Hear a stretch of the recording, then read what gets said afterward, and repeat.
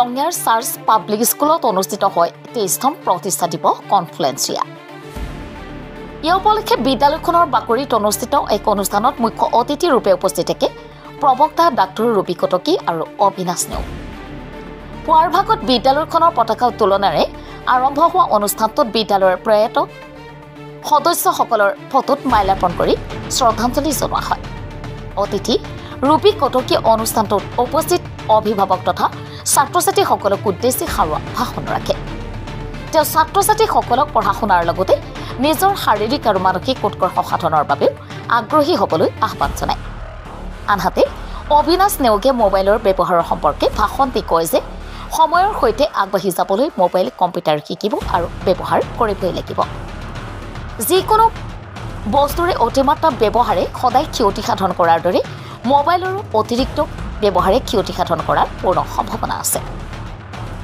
দিনজোৰা কাৰ্যসূচীৰে চলা অনুষ্ঠানটোত বিভিন্ন শ্ৰেণীৰ ছাত্ৰ ছাত্ৰীসকলে গীত নৃত্য মূকাভিনয়কে ধৰি বিভিন্ন সাংস্কৃতিক অনুষ্ঠান পৰিৱেশন কৰে। বিশেষকৈ কণমানি ছাত্ৰ ছাত্ৰীসকলে বিভিন্ন সাজ পোছাক পিন্ধি পৰিৱেশন কৰা সাংস্কৃতিক অনুষ্ঠানত উপস্থিত সকলোৱে উপভোগ কৰি আপ্লুত হোৱা পৰিলক্ষিত হয়। অনুষ্ঠানটোত বিদ্যালয়খনৰ ছাত্ৰ ছাত্ৰী তথা অভিভাৱক আৰু শিক্ষক শিক্ষয়িত্ৰীসকল উপস্থিত থাকে। নমস্কাৰ, আমি চাৰ্চ পাব্লিক স্কুল পৰিয়ালৰ পৰা এইবেলি 23তম ফাউণ্ডেশ্যন ডে প্ৰতিষ্ঠা দিৱস উদযাপন কৰি আছোঁ। অইন বছৰৰ দৰে এইবেলিও আমাৰ যিমানবিলাক ধৰক বিভিন্ন ক্লাছৰ বিভিন্ন ষ্টুডেণ্টৰ যিখিনি প্ৰতিভা যোগাই ধৰক কালচাৰেল ফিল্ডত হওক, সিহঁতৰ বেলেগ একাডেমিক ফিল্ডত হওক, সেই প্ৰতিভাখিনি আমি যাতে সমাজৰ লগত দেখুৱাব পাৰোঁ, সিহঁতৰ নিজৰ পেৰেণ্টছৰ লগত দেখুৱাব পাৰোঁ, সেই বস্তুটো আমি এই প্ৰগ্ৰেমৰ যোগেদি দেখুৱাব বিচাৰিছোঁ। আৰু লগতে আজিৰ এই প্ৰগ্ৰামত আমাৰ চিফ গেষ্ট হিচাপত আৰু গেষ্ট অনাৰ হিচাপত দুগৰাকী ব্যক্তি আমি আমন্ত্ৰণ কৰিছোঁ।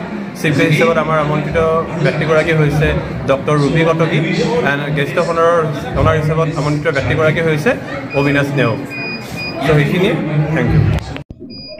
নমস্কাৰ, মই doctor Khabiruddin Ahmed, chairman church public স্কুলৰ। আজি আমাৰ স্কুলত 23তম ফাউণ্ডেশ্যন ডে আৰু এনুৱেল ডে চলি আছে। আমাৰ স্কুলখন আৰম্ভ হৈছিল 2002। তেতিয়া সেই সময়ত গোটেই নৰ্থ বেংকত ব্ৰহ্মপুত্ৰৰ উত্তৰ ফালে কোনো CBSE কাৰিকুলামৰ স্কুল নাছিলে।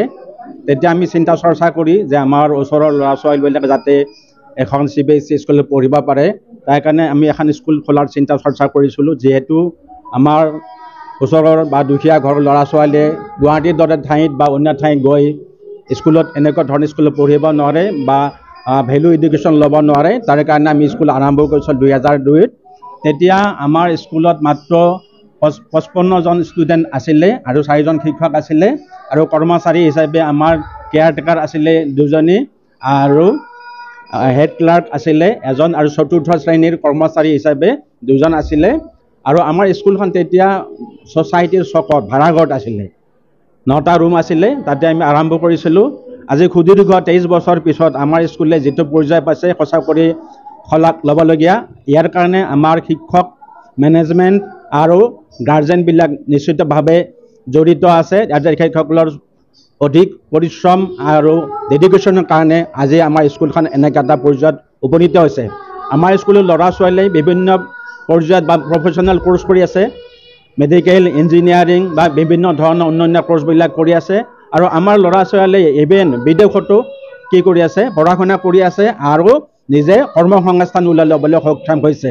আমাৰ স্কুলৰ ল'ৰা ছোৱালীয়ে বিভিন্ন একাডেমিকৰ ওপৰো অন্যান্য পৰ্যায়ত নেশ্যনেল আৰু ইণ্টাৰনেশ্যনেল এৱাৰ্ড ল'বলৈ সক্ষম হৈছে। গতিকে ইয়াৰ কাৰণে মই সকলোকে আমাৰ ৰঙিয়াবাসীক আমাক গ্ৰহণ কৰিছে, আমাক ৰিকগনিশ্যন দিছে, সেইকাৰণে আমাৰ ভাল লাগিছে। আৰু ভৱিষ্যতে যাতে আমাৰ স্কুলখনে গোটেই অসমতে নহয় গোটেই বিশ্বতে জাকত জিলিকা হৈ উঠে, তাৰ কাৰণে কামনা কৰিছোঁ। ধন্যবাদ।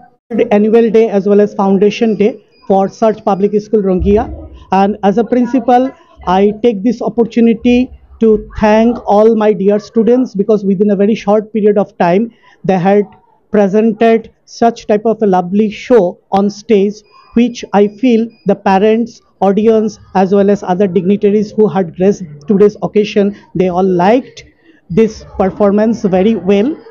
At the same time, I want to offer my sincere thanks and gratitude to all the management members, teachers, my key functionaries, as well as my students, because without their support and cooperation, we will not be able to deliver this type of platform. And hopefully, the people of other school as well as the students of other schools, they will also see our performances, and the same platform they will also build for their own school as well.